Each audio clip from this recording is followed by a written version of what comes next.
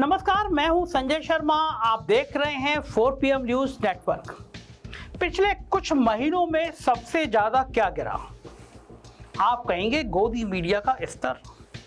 अंजना ओम कश्यप, सुधीर चौधरी से लेकर रूपका लियाकत के सवालों तक, कंगना के बयानों तक भी देखा जाएगा।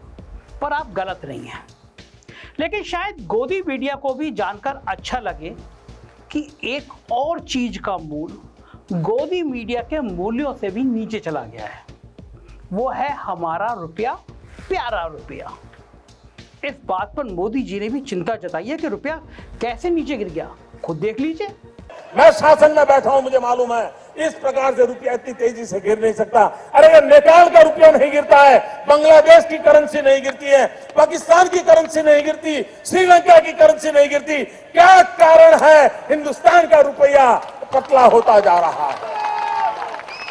ये जवाब देना पड़ेगा आपको। देश आपसे जवाब मांग रहा है। देखा आपने मोदी जी का तेज तर्रार भाषण। कितने चिंतित हैं कि रुपया गिर रहा है। बस फर्क सिर्फ इतना है कि ये सवाल आज से 12 साल पहले पूछा था उन्होंने, जब सरकार इनकी नहीं थी और रुपये के मुकाबले डॉलर का भाव 60 रुपए से भी नीचे था। मगर मोदी जी को ये चिंता बस दिल्ली की कुर्सी पाने तक रही, क्योंकि 2014 के बाद से रुपया लगातार गिर रहा है। 6 अगस्त 2024 को रुपया इतना कमजोर हुआ कि डॉलर का भाव बढ़कर 84 रुपए से ज्यादा हो गया। 2012 में जब मोदी जी को रुपयों की झूठी चिंता सता रही थी, तब डॉलर की कीमत 53 रुपया थी। पता नहीं रुपए की चिंता थी या फिर बस सत्ता में आने की चिंता थी, क्योंकि 2014 से 2024 तक पिछले 10 सालों से मोदी जी का राज है और रुपया 10 साल से लगातार कुछ ऐसे गिर रहा है मानो कोई इंसान हवाई जहाज से पैरा जंपिंग कर दे और फिर उसका पैराशूट भी ना खुले। गया। आंकड़े बताते हैं कि 2014 में डॉलर का भाव 60 रुपये था और 10 सालों में ये 24 रुपये बढ़कर 84 रुपये हो गया है। किन्हीं भी 10 सालों का आंकड़ा देखें तो ये आज़ादी के बाद से दूसरी सबसे बड़ी गिरावट है। 1990 से 2000 के दशक में डॉलर का भाव सबसे ज्यादा चढ़ा, क्योंकि उस समय रुपए को डीवैल्यू करना हमारी मजबूरी थी। 1991 में सिर्फ 3 हफ्ते के फॉरेन रिजर्व बचे थे। महंगाई चरम पर थी, इसलिए रुपए की कीमत घटाकर 24 रुपए के आसपास की गई और उदारीकरण और वैश्वीकरण की नीति से भारत का बाजार विदेशी कंपनी के लिए खोल दिया गया। लेकिन उस वक्त उदारीकरण की नीति की वजह से भारत में फॉरेन ट्रेड आया। बड़ी बड़ी विदेशी कंपनियों ने यहाँ कर पैर जमाए, रोजगार बढ़ा और समाज में मिडिल क्लास नाम की एक कैटेगरी उभर कर आई। लेकिन पिछले 10 सालों में उभरी है सिर्फ दर्द और तकलीफ, वो भी खास तौर से मिडिल क्लास को ज्यादा। और रुपया गिरने के सवाल पर मोदी जी के मंत्री अजीबोगरीब जवाब दे रहे हैं, मानो सिलेबस से बाहर का सवाल पूछ लिया गया हो। निर्मला सीतारमण के एक बयान का बड़ा मजाक उड़ा था, आप फिर से सुन लीजिए। First of all, I would look at it as not rupee sliding, and look at it as dollar strengthening. मोहतरमा कह रही है कि रुपया कमजोर नहीं हो रहा, डॉलर मजबूत हो रहा है। ये तो कुछ ऐसा हुआ कि पहलवान से पूछा गया कि तुम कुश्ती क्यों हार गए, कमजोर कैसे पड़ गए, और वो जवाब में बोला कि मैं कमजोर नहीं पड़ा, दूसरा पहलवान मजबूत हो गया। किसी बच्चे से पूछो कि तुम क्लास में आखिरी में सबसे लास्ट में क्यों आए, तुम्हारा सबसे कम नंबर क्यों आए, और वो कहते मैं आखिर में नहीं आया, बाकी सब मुझसे आगे निकल गए। मगर निर्मला जी से उम्मीद भी आप क्या कर सकते हैं। उनसे पूछो प्याज के दाम क्यों बढ़ रहे हैं, तो कहती मैं प्याज नहीं खाती। मैं इतना लहसुन प्याज नहीं खाती हूँ जी, so don't worry. Nirmala ji और मोदी जी से कोई पूछे कि अगर डॉलर मजबूत हो रहा है तो अमेरिका ने ऐसा क्या कर दिया और जो किया वो आप क्यों नहीं कर पा रहे हैं कि रुपया भी मजबूत हो। सिर्फ ये कह देने भर से तो काम चल नहीं सकता कि रुपया कमजोर नहीं हो रहा, डॉलर मजबूत हो रहा है। आइए एक एक करके वो कारण देखते हैं जिनकी वजह से मोदी राज में रुपया मजबूत नहीं हो रहा। सबसे पहले फॉरेन ट्रेड की बात करते हैं। अगर किसी देश के इंपोर्ट उसकी एक्सपोर्ट से ज़्यादा होता है तो उसे इकोनॉमिक्स की भाषा में ट्रेड डेफिसिट बोलते हैं। यानी आप माल बेच कम रहे हैं और खरीद ज़्यादा रहे हैं। ऐसे में देश की करेंसी कमजोर होने लगती है। आइए समझते कैसे। अगर भारत का कोई बिजनेसमैन बाहर देश से सामान मंगाता है, विदेश से सामान मंगाता है, उसे इंपोर्ट कहते हैं, और वही अगर वो सामान बाहर भेजता है तो उसे एक्सपोर्ट कहते हैं। दोनों ही मामलों में डॉलर में लेन देन होता है। अब अगर इंपोर्ट ज़्यादा है मतलब ओवरऑल देश के व्यापारियों को ज़्यादा डॉलर देने पड़ेंगे। मतलब अगर देश से ज़्यादा डॉलर बाहर जा रहा है बजाय अंदर आने के, तो इस वजह से डॉलर की कीमत ज़्यादा बढ़ेगी, वो मजबूत होगा। सीधी सी बात है। रुपया मजबूत करने के लिए ट्रेड डेफिसिट घटाना होगा, एक्सपोर्ट को बढ़ाना होगा, इंपोर्ट जितना कम हो सके वो करना है। ऐसा नहीं है कि मोदी जी को ये सब पता नहीं है। जब तक वो विपक्ष में थे उन्हें ये सब पता था। देखिए फॉरेन ट्रेड पर मोदी जी ने 2012 में क्या बोला था। जिस प्रकार से डॉलर मजबूत होता जा रहा है, रुपया कमजोर होता जा रहा है, विश्व व्यापार में भारत टिक नहीं पाएगा। हमारे व्यापारी जो माल बाहर भेजते हैं, हमारे व्यापारी जो माल बाहर चलाते हैं, इस बोझ को सह नहीं पाएंगे। लेकिन प्रधानमंत्री बनते ही वो ये सब बातें भूल गए, क्योंकि सरकारी आंकड़ों से तस्वीर साफ है। पिछले 10 सालों में ट्रेड डेफिसिट बढ़ता जा रहा है। मतलब एक्सपोर्ट बढ़ नहीं रहा लेकिन इंपोर्ट बढ़ रहा है।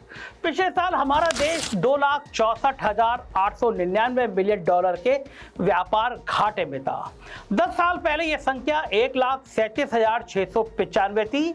यानी 10 सालों में हम दोगुनी गति से आगे बढ़ गए, लेकिन उल्टी दिशा में, घाटे की दशा में। क्योंकि मोदी जी की महारत जुमले में है। मेक इन इंडिया का वो शेर याद है ना आपको? बहुत फंक्शन किए गए कि देश आत्मनिर्भर बनेगा, यहाँ अपना बिजनेस और अपना स्वदेशी सामान बनेगा।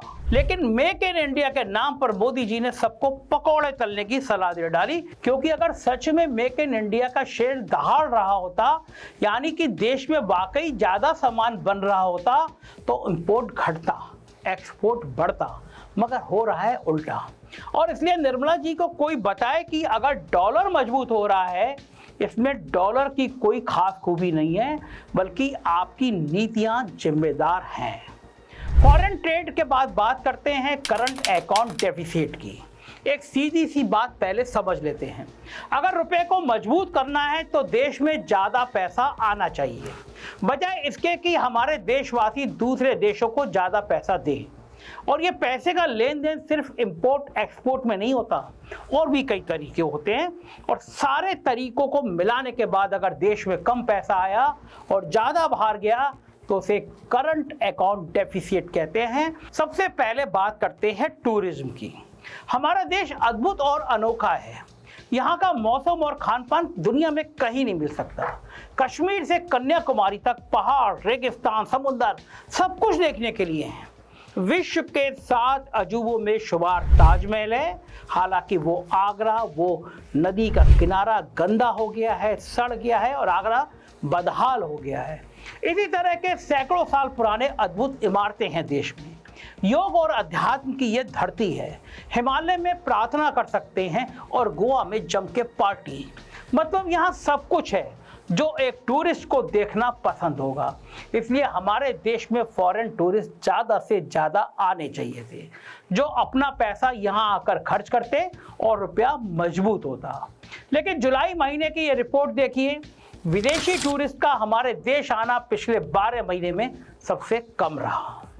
ऐसा क्यों हुआ? क्योंकि मोदी जी लाल किले से सफाई और शौचालय की बात तो करते हैं, मगर सड़क पर डस्टबिन नहीं लगवाते। विदेशियों की इंस्टाग्राम रील में हमारे देश के पहाड़ तो दिख रहे हैं, मगर सड़क पर फैली गंदगी भी दिख रही है। किसी विदेशी महिला के साथ भारत के किसी कोने में बलात्कार की खबरें आना अब आम बात हो गई है। ये ठीक है कि राज्यों की भी जिम्मेदारी है, मगर सवाल उठता है कि भाषण देने के अलावा मोदी जी ने टूरिज्म बढ़ाने के लिए क्या तो क्या किया। अपने फोटो करा लिए समुद्र तट पर, या कुछ और भी? पकौड़े तलने और गटर की गैस से चाय बनाने की सलाह के अलावा भी कुछ कर सकते थे। टूरिज्म का एक पूरा सर्कुलम चलाया जा सकता था, जहां से पढ़ने वाला इंसान सर्टिफाइड गाइड बनता, उसे रोजगार मिलता, विदेशी टूरिस्ट को सुविधा मिलती, पान की पीकों से सने सारे रेलवे स्टेशन तो मोदी जी के मंत्री चलाते हैं। अगर वो चकाचक होते तो टूरिस्ट को असुविधा नहीं होती, लेकिन रेल में केवल किराया बढ़ाया जा रहा है, सुविधा नहीं। और हर महीने या तो ट्रेन पटरी से उतर जा रही हैं या टकरा जा रही हैं। यानी भारत में टूरिज्म बढ़े, इसके लिए मोदी जी के पास ना विजन है, ना एक्शन प्लान और ना समय है। अगर होता तो 10 साल में लगा ना दिया गया होता कुछ ना कुछ फार्मूला। भारत में फॉरेन टूरिज्म सिर्फ 2% से बढ़ रहा है। दूसरी तरफ भारत के लोगों का विदेश घूमना, बाहर जाकर पैसा खर्च करना पिछले 10 सालों में 29 गुना बढ़ गया है। पिछले साल $31 बिलियन भारतीय ने दूसरे देशों में जाकर घूमने फिरने में खर्च किए। दूसरी तरफ विदेशियों ने हमारे देश में आकर $17 बिलियन खर्च किए, यानी लगभग काफी कम। अब ऐसे में रुपया तो कमजोर होगा। आइए तीसरा कारण देखते हैं रुपए के कमजोर होने का। मोदी जी हमारे देश को विश्व गुरु बता कर छाती ठोकते रहते हैं। ये सच है कि किसी जमाने में हमारा देश विश्व गुरु था, जब हजारों साल पहले नालंदा यूनिवर्सिटी में सारी दुनिया से लोग पढ़ने आते थे। लेकिन अब ऐसा नहीं है। सिर्फ खोखली मन की बातें हैं, क्योंकि पिछले 10 सालों में हिंदुस्तानी पेरेंट्स दुगने से ज्यादा पैसा खर्च कर रहे हैं अपने बच्चों को विदेश में पढ़ाने के लिए। 2015 में $2.46 बिलियन भारतीय के द्वारा खर्च किया गया, जिससे वो विदेश की यूनिवर्सिटी में पढ़ सके। 2024 में ये बढ़कर $6.3 बिलियन हो गया। मतलब साफ है, हमें हमारे देश की शिक्षा और शिक्षा संस्थानों पर भरोसा नहीं रहा, और रहेगा भी कैसे। JNU जैसी कमाल की यूनिवर्सिटी को गोदी मीडिया आतंकवादी बनाने पर तुला रहता है, और JNU के साथ हर बड़ी यूनिवर्सिटी में भारतीय जनता पार्टी और RSS ने अपने खास लोगों को बिठा दिया है। कुलपति भी छांट के तैनात हो रहे हैं। उत्तर प्रदेश का राजभवन आनंदीबेन पटेल खासी बदनाम हो रही हैं कुलपतियों के चयन में और प्रोफेसरों के चयन में, और देश की हर जगह पे, हर राज्य में ऐसी खबरें आ रही हैं। पुणे के FTII इंस्टीट्यूट के स्टूडेंट 139 दिन धरने पर बैठे, क्योंकि B ग्रेड फिल्मों के एक्टर गजेंद्र चौहान को वहां का हेड बना दिया गया था। इसी तरह चाहे बंगाल की जादवपुर यूनिवर्सिटी हो या बंबई का टाटा इंस्टीट्यूट, सब जगह के स्टूडेंट्स परेशान हैं। लेकिन मोदी जी पर स्टूडेंट प्रोटेस्ट का कोई फर्क नहीं पड़ता। फर्क पड़ता अगर क्वालिटी एजुकेशन देना लक्ष्य होता, मगर लक्ष्य तो सबको राम भक्ति और गो रक्षा में मगन रखने का लग रहा है, क्योंकि नेताओं के बच्चे तो विदेश पढ़ रहे हैं, यहाँ के बच्चों को गौ रक्षा सिखाई जा रही है। मोदी जी ने यूक्रेन से लौटने वाले स्टूडेंट को भी पब्लिसिटी का हिस्सा बना दिया। कहलवाया गया कि मोदी जी ने बार रुकवा दी पापा। मगर मोदी जी से सवाल है कि भारत के छात्र मेडिकल की पढ़ाई पढ़ने के लिए यूक्रेन और रूस जा ही क्यों रहे हैं? क्यों हमारे देश में डॉक्टर बनने की फीस 1 करोड़ रुपया हो गई है, जबकि बाहर स्टूडेंट इसके आधे पैसे में भी 5 साल रहकर आ जाता है, डिग्री भी ले आता है। लेकिन दूसरे देश में जाकर पढ़ने से हमारे देश का पैसा बाहर जाता है और रुपया कमजोर होता है। मगर मोदी जी सिर्फ इतिहास के पन्नों में हमारे देश को विश्व गुरु होना नहीं ढूंढते। अगर कुछ जमीनी काम करते तो कुछ करके दिखाते, तो दूसरे देश के बच्चे हमारी यूनिवर्सिटी में पढ़ने आते, ना कि हमारे बच्चे बाहर पढ़ने जाते। कल की खबर देखिए, IIT मुंबई में बस 75% लोगों को नौकरी मिली।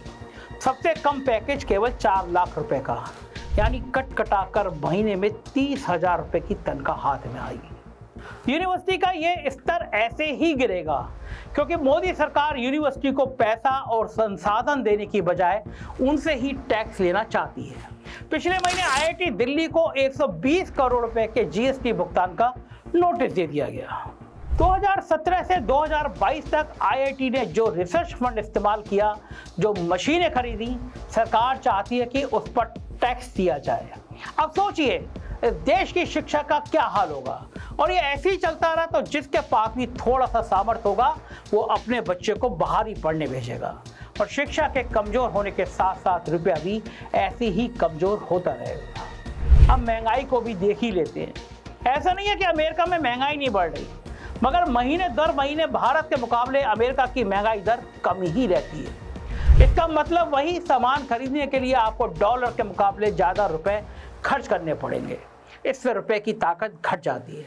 और महंगाई कम करने के लिए मोदी सरकार क्या कर रही है, आइए मोदी जी से सुन लेते हैं। जिस तेजी से रुपये की कीमत टूटती गई है, गिरावट आई है और दूसरी तरफ 3 महीने में सरकार की तरफ से एक भी कदम लिया गया हो, ऐसे कोई संकेत नजर नहीं आ रहे। और जमाने के मुख्यमंत्री मोदी इस भाषण में आज के प्रधानमंत्री मोदी का रिपोर्ट कार्ड दे रहे हैं।